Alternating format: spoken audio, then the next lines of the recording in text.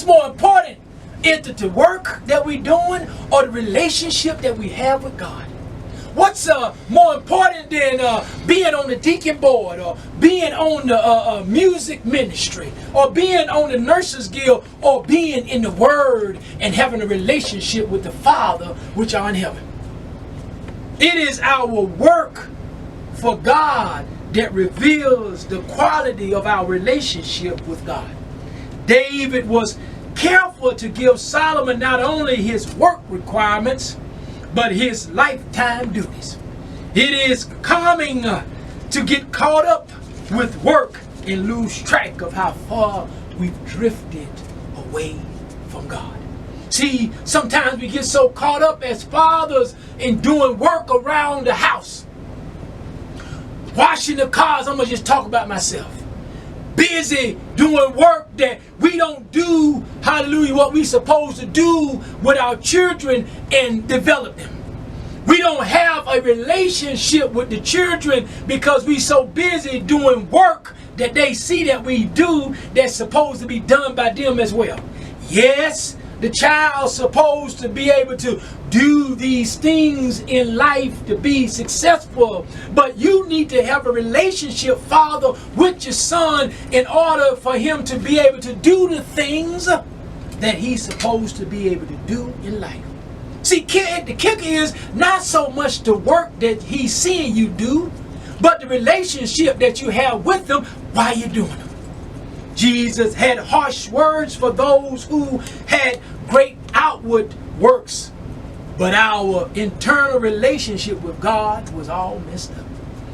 Matthew's, the 15th chapter, verse 8 and 9 from the Common English Bible says, "These people honor me with their lips, but their hearts are far away from me. Their worship of me is empty, since they teach instructions that are human rule. Unbecoming hearts and intentions can nullify our talents and capabilities." See, if your heart's not right, if your relationship is not right with God, then your relationship may be kind of altered with those that are going to be your successor.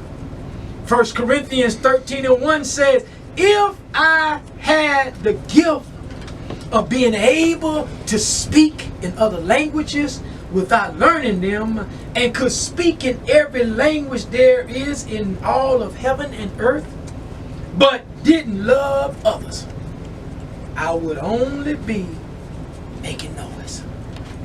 I can just work all day long, tell my child what he's supposed to do as a father, look him in the face every day and try to tell him what he's supposed to do. But if I don't love him, if I don't have a relationship with him, I'm just making noise, Pastor Marilyn. I'm just talking trash, as we would say. Only have one spiritual situation on today, and that comes from Deuteronomy 31 verses 7 and 8. "Then Moses called for Joshua and said to him, as all Israel watched, be strong, be courageous, for you shall lead these people into the land promised by the Lord to your ancestors. See to it that they conquer it. Don't be afraid, for the Lord will go before you and will be with you. He will not fail you nor forsake you." Like the way my wife always said, it's funny, not ha-ha, that Moses, who represents the law, could only lead them to the promised land. He couldn't accompany them into the land. The law cannot take us into the abundant blessings of the Lord. It's God's grace that releases his goodness. The law of Moses could only bring them to the border of the land. It is the light, come on now, that shineth through Joshua that would take them into the promised land. Now, for those that believe, the law cannot bring us into a glorious, rich life in the spirit. It can only bring us to it. But by grace and faith, we enter into the abundance of Jesus Christ. The Lord has prepared the way for us. He has driven out danger. He has bulldozed over, hallelujah, the stumbling blocks.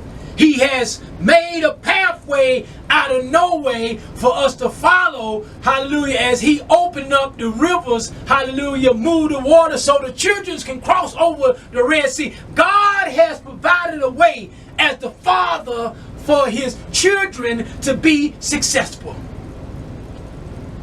So be powerful and very courageous. Don't panic and don't be nervous, because the Lord will be with you. He will not fail you.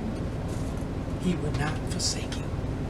See, in all that we say and that we do as fathers, we got to know that the true Father is with us. We got to acknowledge God the Father, which are in heaven, in all that we say and that we do. We got to let the Father lead us and give us the directions that we need to be successful.